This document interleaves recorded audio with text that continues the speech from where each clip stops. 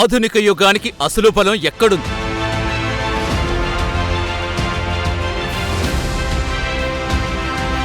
సంపదకు అర్థం మారిపోయి సమాచారమే సంపదగా ఎందుకు మారింది?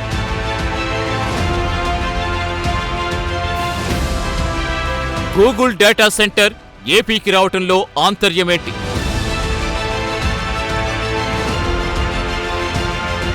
భారత్ ఏ దిశగా పయనిస్తోంది? కొత్త అవకాశాలు ఏమున్నాయి?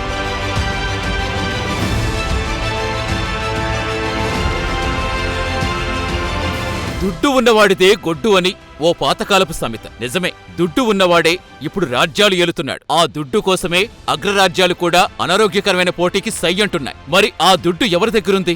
ఏ దేశం వాటితో మ్యాజిక్స్ చేయగలుగుతోంది? ఈ అన్ని ప్రశ్నలకు దొరికే సమాధానం సమాచారం. ఇక్కడ దుడ్డు అంటే దుడ్డు కర్రైనా కావచ్చు, రాయలసీమ ప్రజలు సామాన్యంగా చెప్పుకునే కాసులైనా కావచ్చు. ఆ రెంటికి ఉన్న శక్తి అంతా కూడా ఒక్క సమాచారానికి ఉంది. మరి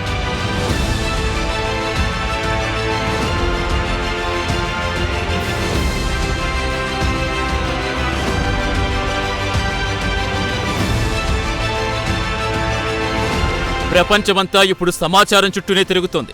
ఎవరి దగ్గర ఎంత సమాచారం ఉంటే వారే అంత బలవంతులు. సమాచారం లేనివాడు అత్యంత నిరుపేదగా మారిపోతున్నాడు. ఆ సమాచారం వ్యక్తమయ్యే ప్లాట్ఫామ్సే జనరల్ వీడియో కావచ్చు, లేదా సోషల్ మీడియా కావచ్చు, అత్యంత పకడ్బందీగా నిక్షిప్తమవుతున్న ప్రభుత్వ డాక్యుమెంట్లైనా కావచ్చు. ఎవరి దగ్గర ఎంత కీలక సమాచారం ఉంటే వారే ప్రజారాశులను కూడా ప్రభావితం చేసే ప్రభుత్వాలు ఏర్పాటు చేయగలుగుతున్నారు. అందుకే ఇప్పుడు ప్రపంచం మొత్తం సమాచారం కోసం పోటీ పడుతోంది. కొత్త సమాచారం సృష్టించేందుకు, ఆ సృష్టించిన సమాచారం తెలివిగా వాడుకునేందుకు ఆరాటపడుతోంది. అంతకంటే ఎక్కువగా ఆ సమాచారం స్టోర్ చేసుకునేందుకు ప్రపంచవ్యాప్తంగా భారీ కసరత్తే జరుగుతుంది. ఈ దశ దగ్గరే అనేక రంగాల్లో ప్రపంచ వ్యవస్థల్లో గణనీయ మార్పులు చోటు చేసుకుంటున్నాయి.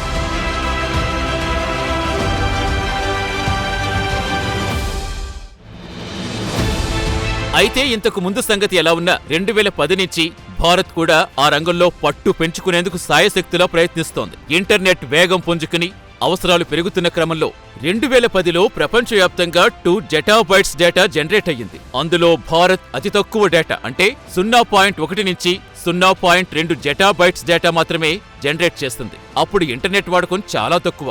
స్మార్ట్ ఫోన్స్ వాడకం పెరుగుతున్న దశ కావడంతో డేటా వినియోగం తక్కువగా ఉండేది. 2020 వచ్చే నాటికి కోవిడ్ కారణంగా ఇండియాలో డేటా జనరేషన్ గణనీయంగా పెరిగింది. ప్రపంచ డేటాలో దాదాపు 20% డేటా భారత్ జనరేట్ చేస్తుంది. ఇందుకు సోషల్ మీడియా మాత్రమే కాకుండా జియో వంటి సర్వీస్ ప్రొవైడర్లు తీసుకొచ్చిన ప్లాన్స్తో అనూహ్యంగా డేటా క్రియేషన్ పెరిగిపోయింది.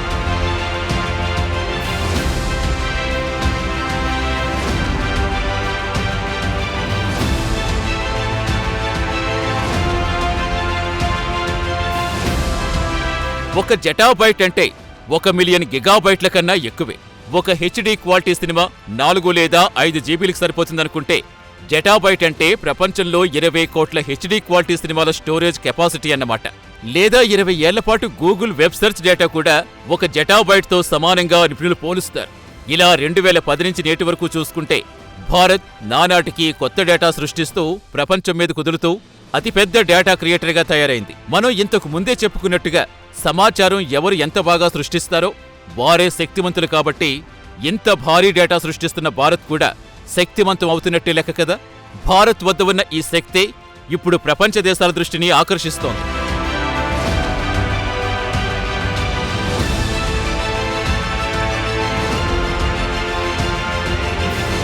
డిజిటల్ ఆర్థిక వ్యవస్థకు వెన్నెముక డేటా సెంటర్లే. ప్రపంచవ్యాప్తంగా ఇప్పుడు ఎవరిని కదిలించినా డేటా ఆధారంగా విద్య, ఉద్యోగ, ఉపాధి అవకాశాల గురించిన చర్చ నడుస్తుంది. ముఖ్యంగా ఏపీ, తమిళనాడు, కర్ణాటకలో ఈ చర్చ వైరల్గా మారుతుంది. విశాఖలో ఏర్పాటయ్యే గూగుల్ డేటా సెంటర్తో ఏపీకి ఏం ఉపయోగం, భారత్కేం ఉపయోగం, ఎన్ని ఉద్యోగావకాశాలు పుట్టుకొస్తాయి, ఎంతమందికి ఉపాధి దొరుకుతుంది, రాష్ట్ర జీడీపీని ఎంతగా ప్రభావితం చేస్తుంది, ఇలాంటి చర్చలే జోరుగా నడుస్తున్నాయి.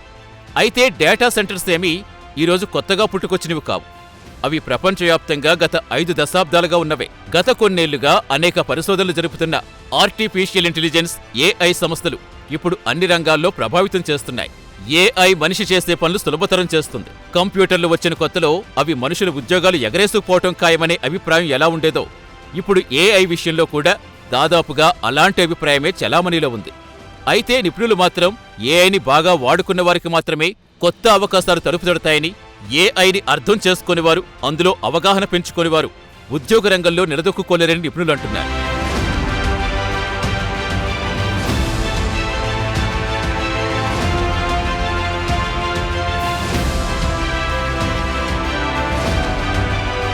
ఏఐ సాయంతో డేటా జనరేషన్ అనేది కంప్యూటర్లకు మాత్రమే పరిమితం కాకుండా మొబైల్ ఫోన్ల ద్వారా కూడా డేటా అతి సులభంగా జనరేట్ అవుతుంది.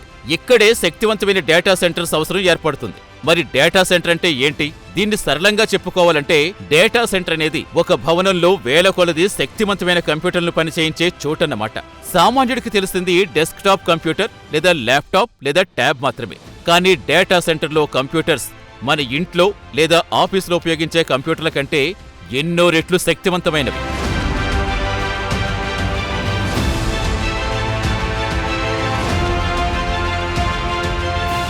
డేటా సెంటర్ అంటే కేవలం కంప్యూటర్ల అనుసంధానం మాత్రమే కాదు. ఇందులో అనేక రకాల టెక్నాలజీ మిళితమై ఉంటుంది. వాటన్నింటి కలయికే ఒక డేటా సెంటర్. ఒక పెద్ద ఇంటర్నెట్ బ్యాండ్ విడ్త్ పైప్, పెద్ద పెద్ద విద్యుత్ పరికరాలు, పెద్ద పెద్ద ఎయిర్ కండిషనింగ్ పరికరాలు, యూపీఎస్ సిస్టంలు, వాటర్ చిల్లర్లు, కూలింగ్ సిస్టంలు, పవర్ డిస్ట్రిబ్యూషన్ యూనిట్లు. డేటా నిరంతరం ప్రజలకు అందుబాటులో ఉండాలంటే విద్యుత్ అంతరాయం తలెత్తకుండా అత్యవసర పవర్ జనరేటర్లు, ఇలా అనేక రకాల భారీ యంత్ర సామాగ్రి ఈ సెంటర్స్లో ఉంటుంది.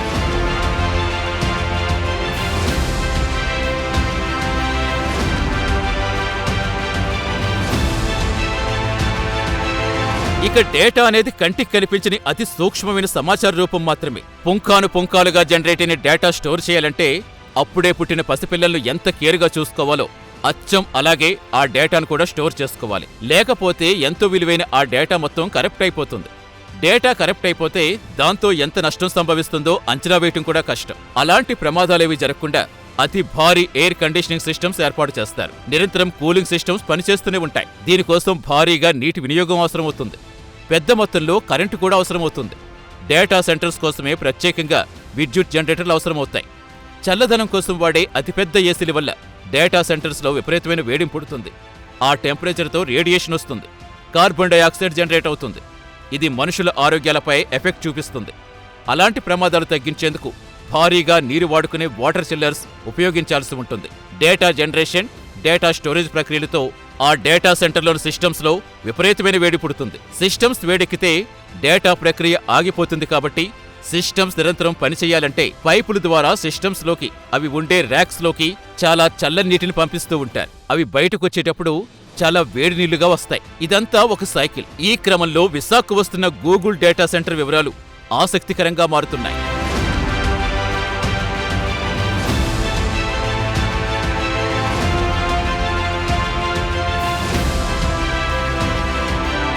రెండు 2026లో ప్రారంభమవుతుందని చెబుతున్న గూగుల్ డేటా సెంటర్ పనులు 2028 నాటికి పూర్తయి ఆపరేషన్స్ ప్రారంభమవుతాయని చెబుతున్నారు. ఈ సెంటర్ కోసం పెట్టుబడిగా $15 బిలియన్ వెచ్చిస్తున్నారు. ఇది సుమారు 1,30,000 కోట్ల పెట్టుబడిగా భావించవచ్చు. 1 గిగావాట్ విద్యుత్ సామర్థ్యంతో డేటా సెంటర్, అందులో ఏఐ హబ్ నిర్మిస్తున్నారు. దీంతో ఏపీ యూత్ కు 1,50,000కు పైగా వివిధ రూపాల్లో అవకాశాలు అంది వస్తాయని చెబుతున్నారు.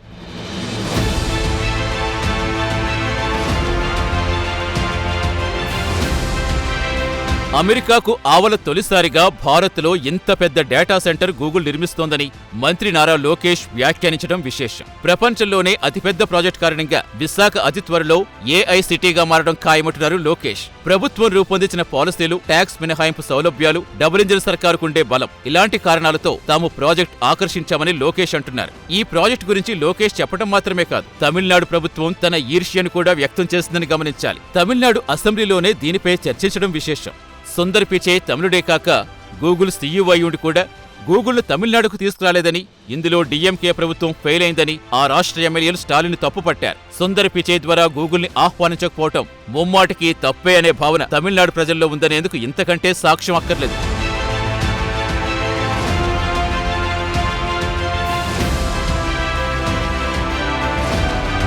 గూగుల్ డేటా సెంటర్ ఏర్పాటుపై ఆ కంపెనీ సీఈఓ సుందర్ పిచై తమ ప్రాజెక్ట్ గురించి క్లారిటీ ఇచ్చారు. భారత్లో కోస్తా సిటీ అయిన విశాఖలో డేటా సెంటర్ ఏర్పాటు చేస్తున్నామని, ఇదొక ల్యాండ్ మార్క్ డెవలప్మెంట్ గా పిచై అభివర్ణించారు. 1 గిగావాట్ సామర్థ్యంతో డేటా సెంటర్ పనిచేస్తుందన్నారు. అలాగే అంతర్జాతీయ సబ్ సీ గేట్వేగా కూడా విశాఖ తయారవుతుందని చెప్పారు. ఇప్పటి వరకు ముంబై, చెన్నై, బెంగళూరు, హైదరాబాద్ వంటి అతి కొద్ది సిటీల్లో మాత్రమే డేటా సెంటర్స్ ఉన్నాయి. కానీ వాటి స్థాయి చాలా తక్కువ. దాని పరిమాణం, ప్రయోజనాలు కూడా తక్కువే. ఇతర డేటా సెంటర్లు cloud services, storage, general computing కోసం ఉపయోగిస్తుంటే విశాఖను ఏఐ సెంట్రిక్ హబ్ గా ప్రత్యేక ఫోకస్ చేస్తున్నారు. ఏఐ ఇన్నోవేషన్, అడ్వాన్స్డ్ కంప్యూటింగ్ తో రూపొందిస్తున్నామని సుందర్ పిచై చెప్పడంతో గూగుల్ ప్రాజెక్టుకు భారీ ప్రాధాన్యం దక్కుతోంది. You mentioned South India. I called the Prime Minister of India this on Sunday night. I used to take this train. Prime Minister Modi. I used to take this train through the south of India, and there's this town called Vizag. It's a beautiful coastal town. Growing up, and we announced our there you go. We announced our largest ever AI investment outside the US, a $15 billion, 1 gigawatt plus data center, 80% powered by clean energy with subsea cables going in. The chance to transform a region like that with a kind of investment, it really meant a lot to be able to call the Prime Minister, who really cares about developing the country, and this has been his vision. I know you know him well too, and so anyway, it's extraordinary to see the impact of all this.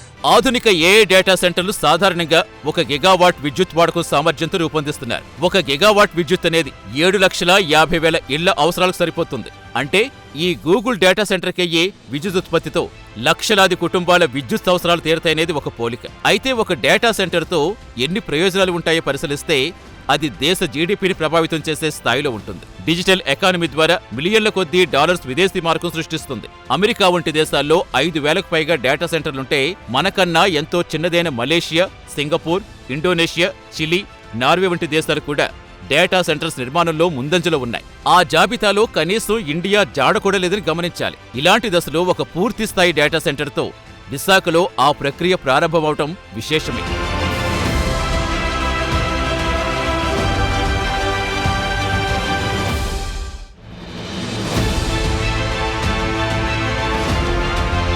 మరోవైపు ఇండియాలో విద్యుదుత్పత్తి గమనిస్తే 73% బొగ్గు ద్వారానే జరుగుతుంది. పర్యావరణానికి అనుకూలమైన సహజ వాయువు, న్యూక్లియర్, జల విద్యుత్, సోలార్, పౌర విద్యుత్ వంటి విభాగాలన్నీ కలిపితే 27%గా ఉన్నాయి. ఇలాంటి దశలో గూగుల్ 80% విద్యుత్తును క్లీన్ అండ్ రెన్యూబుల్ ఎనర్జీ సృష్టించి వాడుకుంటామని సుందర్ పిచై చెప్పడం గమనించాల్సిన అంశం. విశాఖలో గూగుల్ ఏర్పాటు ద్వారా పర్యావరణానికి ముప్పేమీ జరగడం లేదని గమనించాలి.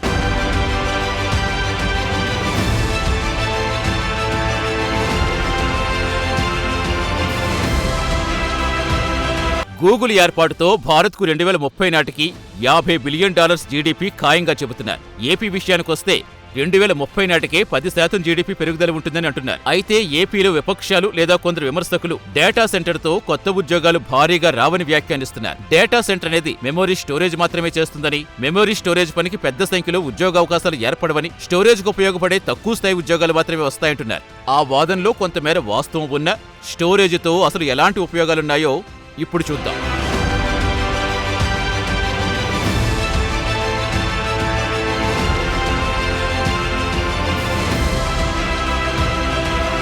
డేటా సెంటర్ని రైతులకు ఉపయోగపడే శీతల గిడ్డంగులతో పోల్చి చూసినప్పుడు శీతల గిడ్డంగుల ద్వారా నేరుగా కొత్త ఉద్యోగాలేం పెద్దగా రావు. ఒకవేళ వచ్చినా ఉద్యోగాలు కూడా గొప్పగా ఆదాయం సమకూర్చేవి కావు. అయితే ఆ గిడ్డంగులతో ఆ ప్రాంత రైతులకు ఎంతో భరోసా ఏర్పడుతుంది. తాము పండించే పంట ఎన్ని రోజులైనా నిల్వ చేసుకోవచ్చని, ధాన్యం నాణ్యత పరిరక్షించబడుతుందనే భరోసా రైతులకు ఏర్పడుతుంది. దీంతో పంటల విస్తీర్ణం పెరుగుతుంది. ఎక్కువ భూమి సాగులోకి వస్తుంది. రైతులకు గ్యారంటీ లభిస్తుంది. పలు రకాల పంటలు వేసే అవకాశాలు మెరుగుపడతాయి. పర్యావరణానికి కూడా మేలు జరుగుతుంది. ఇలా శీతల గిడ్డంగితో నేరుగా ఉత్పత్తి పెరగదు, కానీ ఉత్పత్తి పెంచేందుకు పరోక్షంగా సాయపడుతుంది. అలాగే డేటా సెంటర్ కూడా భౌతికమైన ప్రొడక్షన్ ప్రత్యక్షంగా చూపదు. వేగవంతమైన డేటాతో డిజిటల్గా చేసుకునే పనులు సులువవుతాయి. ఇప్పుడు నడుస్తున్నదంతా డిజిటల్ ఎకానమీయే కాబట్టి డిజిటల్ ప్రొడక్షన్ నిరాటంకంగా జరుగుతూ కొత్త డిజిటల్ కంపెనీల రాకను ప్రోత్సహిస్తుంది.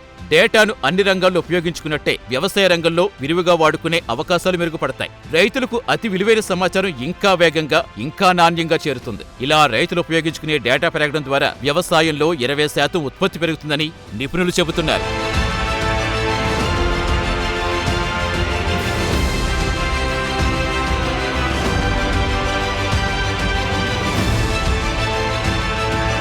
మరోవైపు డేటా సెంటర్ ద్వారా నేరుగా పెద్ద సంఖ్యలో ఉద్యోగాలు రావనే అనుకుందాం. కానీ డేటా సెంటర్కి అవసరమయ్యే విద్యుత్ జనరేషన్, నీటి సరఫరాకు ఉపయోగపడే పనులు, డేటాను సేవ్ చేసే ఉద్యోగులు, డేటా సెంటర్ మెయింటెనెన్స్ కోసం నిరంతరం అవసరమయ్యే సిబ్బంది వంటి ఉద్యోగాలు మినిమం గ్యారంటీగా పేర్కొనాల్సి ఉంటుంది. మరోవైపు డేటా సెంటర్ విశాఖలుండటంతో ఆ ప్రాంతంలో డేటా స్పీడ్ గణనీయంగా ఉంటుంది. డేటా కోసమైనా నిరంతర విద్యుత్ అందించాల్సి ఉంటుంది కాబట్టి ఆ విద్యుత్ కోసమైనా అనేక స్టార్టప్లు విశాఖలో వాలిపోతాయి. ఇలా విద్యుత్ జనరేషన్ కోసం సెపరేట్ గా ఉద్యోగ అవకాశాలు లభిస్తాయి. డేటా సెంటర్ అనుబంధంగా వచ్చే ఐటీ కంపెనీలు ఇక్కడి యూత్ కు స్కిల్స్ ట్రైనింగ్ ఇచ్చి తక్కువ ఖర్చుతో నిపుణులుగా వారిని తయారు చేస్తారు. ఇప్పటికే ఆంధ్ర యూనివర్సిటీ కూడా విజయవాడలో ఏఐ ట్రైనింగ్ కోసం ప్రభుత్వంతో ఒప్పందం కుదుర్చుకుందంటున్నారు. మరోవైపు విద్యుత్ జనరేషన్ కోసం భారత్ ఎక్కువగా ఆధారపడుతున్న బొగ్గును కాకుండా సౌరకాంతి ఉపయోగించుకుంటామని గూగుల్ చెబుతోంది.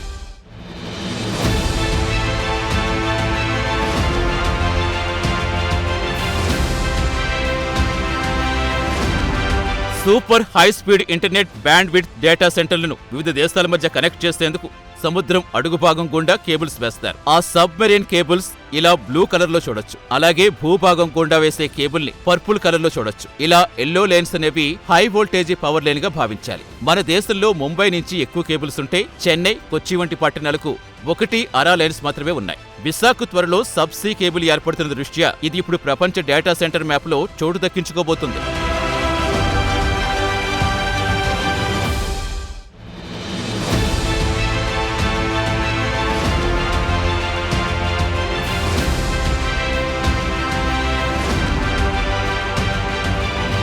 ఇక ఈ మ్యాప్లో మనం అమెరికా, యూరప్ మధ్య అనేక బ్లూ లైన్స్ చూడొచ్చు. డేటా షేరింగ్ అనేది అభివృద్ధి చెందిన దేశాల మధ్య ఎంత పెద్ద మొత్తంలో జరుగుతుందో అర్థం చేసుకుంటే అభివృద్ధికి ఈ సమాచార మార్పిడి ఎంత అవసరమో తెలుస్తుంది.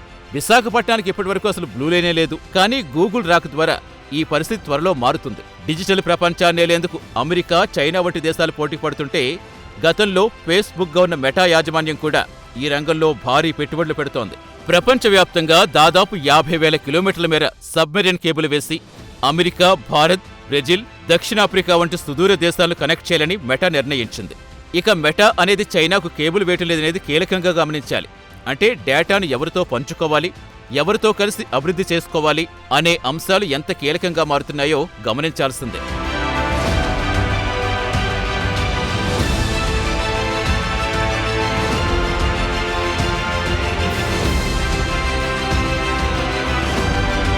డేటా సెంటర్స్ వాడే విద్యుత్తులో 2024లో ప్రపంచం మొత్తంగా చూస్తే 122.2 గిగావాట్లు. అదే అమెరికాలో 53.7 గిగావాట్లుగా ఉంది. అంటే ఆ దేశంలో విద్యుత్ వాడకంలో 44% డేటా సెంటర్స్ కోసమే వినియోగిస్తున్నారు. చైనా 31.9 గిగావాట్లు, యూరప్ దేశాలు 11.9 గిగావాట్ల విద్యుత్, భారత్ 3.6 గిగావాట్ల విద్యుత్ వినియోగిస్తుంది. ఈ క్రమంలో 2030 కల్లా భారత్లో డేటా సెంటర్లకు గాను 50 గిగావాట్ల విద్యుత్. 1 గిగావాట్ విద్యుత్కు 10 మిలియన్ లీటర్ల చొప్పున నీరు అవసరమవుతుందని నిపుణులు అంటున్నారు. దీంతో కార్బన్ డయాక్సైడ్ 2 రెట్లు పెరుగుతుంది. దాన్ని అదుపు చేయాలంటే solar energy, wind power, gas energy, nuclear power వంటి వాటిలోకి వెళ్లాలి.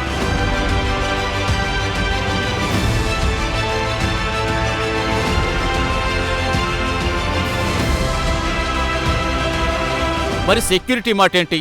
మనం ఎంతగానో శ్రమించి తయారు చేసిన డేటాను ఎవరో వ్యక్తి దాచిపెడితే, ఎవరో వ్యక్తి ఎక్కడో దాచిపెడితే దానికి గ్యారెంటీ ఎవరు? ఫోన్లో మాట్లాడిన సంభాషణలే కావచ్చు, విద్యార్థులకు ఉపయోగపడే వీడియోలే కావచ్చు, ఇక శుభకార్యాలకు సంబంధించిన భారీ ఫుటేజ్ కావచ్చు, ఆత్మీయులతో కలిసి ఉన్న ప్రైవేట్ వీడియోలే కావచ్చు. ఇలా ఎలాంటి డేటా అయినా ఒకసారి అది సూక్ష్మ రూపంలో డేటా సెంటర్లో సర్వర్లో నిక్షిప్తమైతే దాని మీద దాన్ని సృష్టించిన వాడికైనా అదుపు ఉండదు అనేది అందరికీ తెలిసిందే. అసలు డేటానే సర్వస్వమైన ప్రస్తుత కాలమాన పరిస్థితుల్లో దానికే రక్షణ లేకుండా పోతే ఎలా? కేంద్ర రాష్ట్రాల్లో డబుల్ ఇంజిన్ సర్కార్లు కానీ, ఇతర రాష్ట్రాల్లో సింగిల్ ఇంజిన్ సర్కార్స్ కానీ ఈ విషయంలో ఎలాంటి అభ్యంతరాలు వ్యక్తం చేస్తున్నాయి?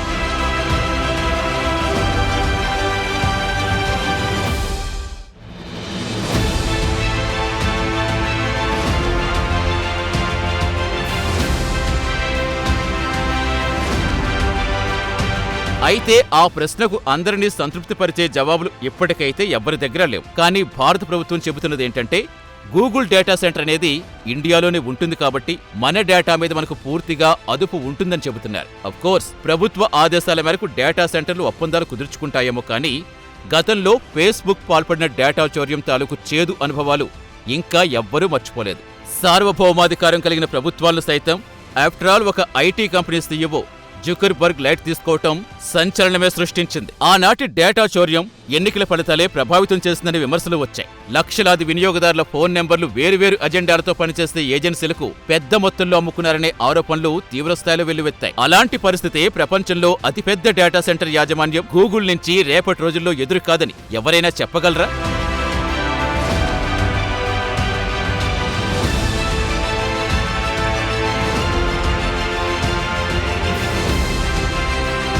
అయితే గత ప్రభుత్వానికి నేటి ప్రభుత్వానికి అనేక అంశాల్లో తేడా ఉందనేది కాదనలేని వాస్తవం. బహుశా అందుకేనేమో మన డేటా భారత సరిహద్దులు దాటిపోకుండా ఉండేలా ప్లాన్ చేస్తామని ప్రధాని మోదీ ప్రకటించారంటున్నారు విశ్లేషకులు. అయితే ఈ విషయాన్ని ఎంతవరకు నమ్మొచ్చనేది కాలమే చెబుతుంది. కానీ ఇప్పటికిప్పుడు అనుమానాలు పెంచుకుని అభివృద్ధిని శంకించాల్సిన అవసరం లేదని ఐటీ నిపుణులు అభిప్రాయపడుతున్నారు. అంతేకాదు $1 బిలియన్ విలువ చేస్తే డేటా లాస్, డౌన్ టైం తగ్గడమే కాక మన డేటాను బ్యాకప్ చేసుకోవటం, రికవరీ చేసుకోవటం చాలా ఈజీ అవుతుందని, ఇది మినిమం గ్యారంటీ అనే అభిప్రాయం వినిపిస్తుంది. మరోవైపు ర్యాన్సమ్ వేర్ వంటి రిస్కులు కూడా గణనీయంగా తగ్గుతాయంటున్నారు ఐటీ నిపుణులు.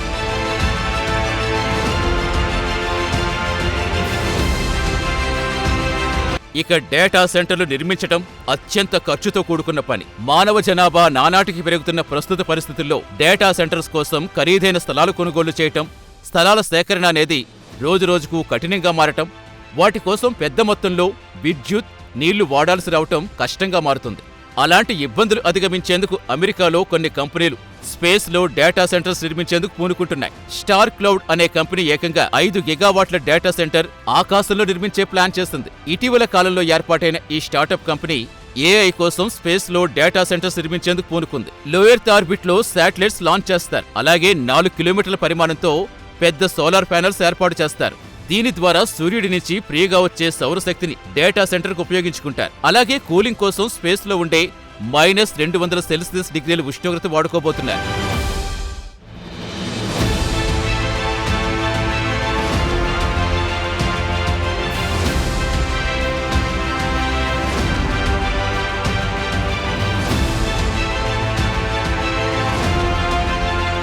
స్టార్ క్లౌడ్ యాజమాన్యం చేస్తున్న ఆలోచన భవిష్యత్తులో డేటా సెంటర్స్ ఏర్పాటులో ఒక మైలురాయిగా నిలుస్తుంది. అంతేకాదు, ఇప్పటికే గత దశాబ్దానికి పైగా డిజిటల్ ఎకానమీ రూపురేఖలు మార్చేస్తున్న డేటా వినియోగం అనేది క్లౌడ్ బేస్డ్ డేటా సెంటర్స్ ఆవిష్కరణతో కొత్త పుంతలు తొక్కటం ఖాయంగా చెబుతున్నారు. రోదస్సులోకి పయనిస్తూ అక్కడే అంతర్జాతీయ పరిశోధనశాలలు నిర్మిస్తున్న అగ్రదేశాలకు దీటుగా ఇండియా కూడా చంద్రయాన్, మంగళయాన్ వంటి భారీ ప్రాజెక్టులు చేపడుతూ నూతన ఆవిష్కారాలు చేస్తోంది. మరోవైపు భూమిపై జనాభా పెరుగుతున్న దరిమిలా అంతరిక్షంలో భవిష్యత్ తరాలు పంపించే ప్రణాళికలు కూడా జరుగుతున్నాయి. అదే వరుసలో ఇప్పుడు అంతరిక్షంలోనే డేటా సెంటర్లు కూడా ఏర్పాటైతే మనిషి భూమి మీదే కాకుండా అంతరిక్షంలోనే సకల అవసరాలు తీర్చుకోగలిగే రోజులు దగ్గరలోనే ఉన్నాయన్నమాట. అలాంటి సందర్భాలు చూడటానికి ఎంత టైం పడుతుందో చూడటమే తరువాయి.